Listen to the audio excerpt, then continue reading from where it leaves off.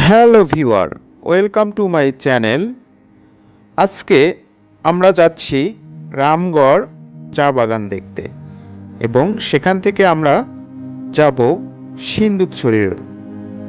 তো সাথেই থাকুন আমাদের এই ভিডিওটিতে আর দেখতে থাকুন রামগড় চা বাগান খাগড়াছড়ি। আশা করি ভিডিওটি অবশ্যই ভালো লাগবে।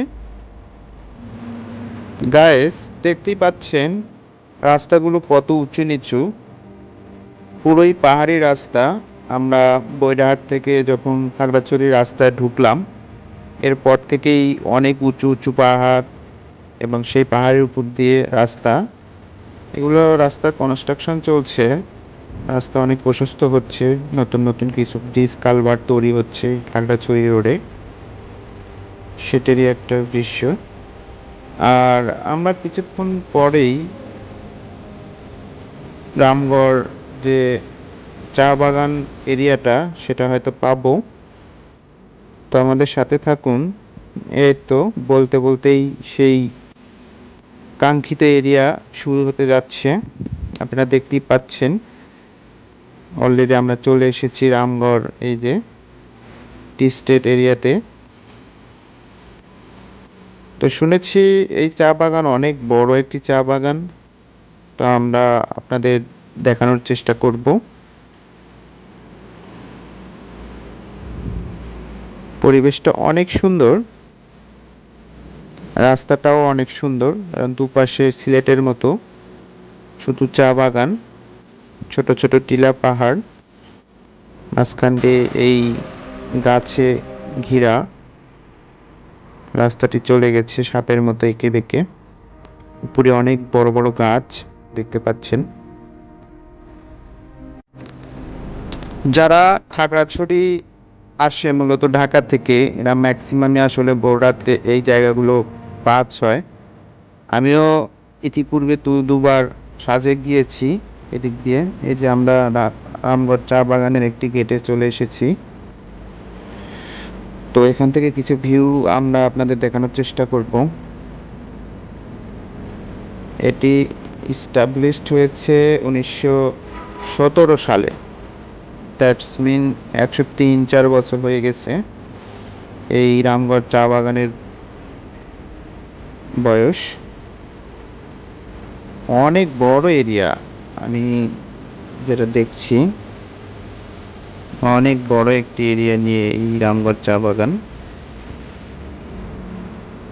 জাকারিয়া কিছু বলতে চাচ্ছে।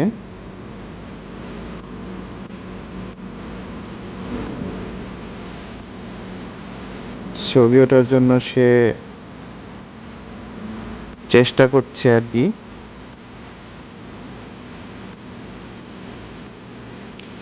তো আমরা বাইক নিয়ে আসছি চট্টগ্রাম থেকে। আমরা সীতাকুণ্ড হয়ে দেন মিরসরাইল বৈরাহাট দিয়ে আমরা এই রামগড় ঢুকেছি। আমাদের টার্গেট হচ্ছে সিন্দুকছড়ি রোড। রামগড় হয়ে জালিয়াপাড়া দিয়ে সিন্দুকছড়ি হয়ে মানিকছড়ি হয়ে আমরা রাঙ্গামাটি দিয়ে দেন ওদিক দিয়ে আবার চিটাগাং পৌঁছাবো ইনশাল্লাহ। তো দর্শক দেখতেই পাচ্ছেন রাস্তার দুপাশের চা বাগানগুলো কতটা সুন্দর, ঝোপ ঝোপ গাছগুলো দেখতে বেশ সুন্দর লাগছে। আর সেই চা বাগানের মাঝখান দিয়ে এই আঁকা বাঁকা সাপের মতো রাস্তাটা যা অসাধারণ অসাধারণ। আপনারা রামগড় আসলে অবশ্যই এই জায়গাগুলো দেখে যাবেন। যারা চা বাগান দেখতে পছন্দ করেন তাদের জন্য খুবই সুন্দর একটি প্লেস এটা হতে যাচ্ছে। তো আমরা এখানে একটু নামবো, চা বাগানের ভিতরে ঢুকি, দেখি কি অবস্থা।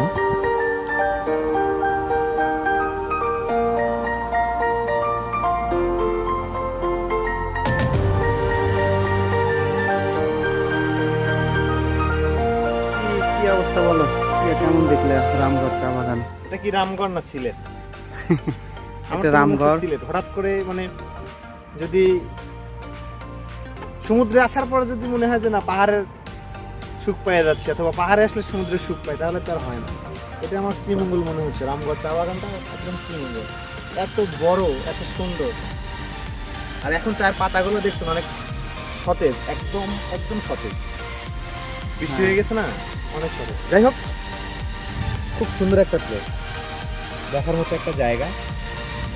চারিদিকেই শুধু ছোট ছোট পাহাড়, এবং চা বাগান দিয়ে একদম এই পাহাড়গুলো একদম বুক ভরাট একদম।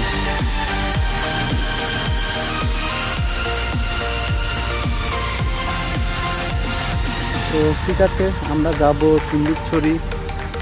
এই কারণে আমরা এদিকে বেশি সময় নষ্ট না করি। ভালো লাগলো আর কি রামগড় চা বাগান এলাকার। এরা রামগড় আসলে অবশ্যই এটা দেখে যাবেন। রাস্তার দুপাশেই দেখবেন অনেক অনেক চা বাগান।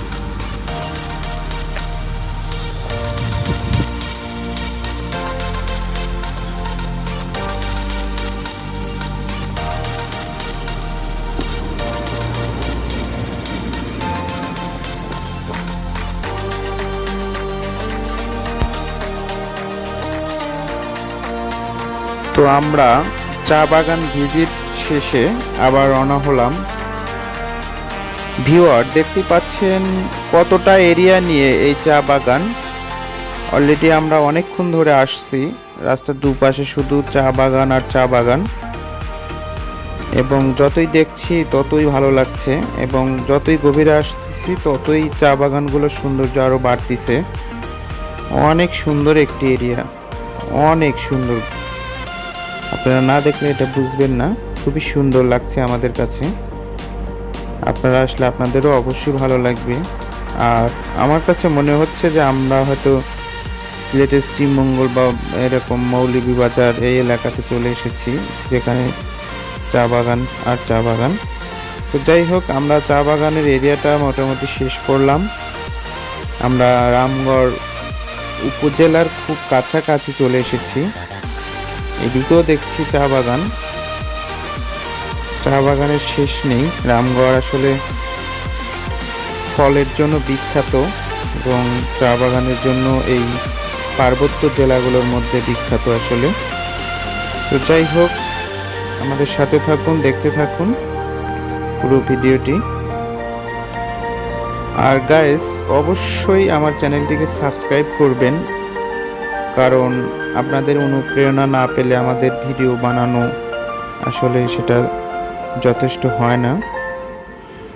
ইন্সপাইরেশন খুবই একটি মূল্যবান জিনিস যে কোনো একটা কাজের জন্য।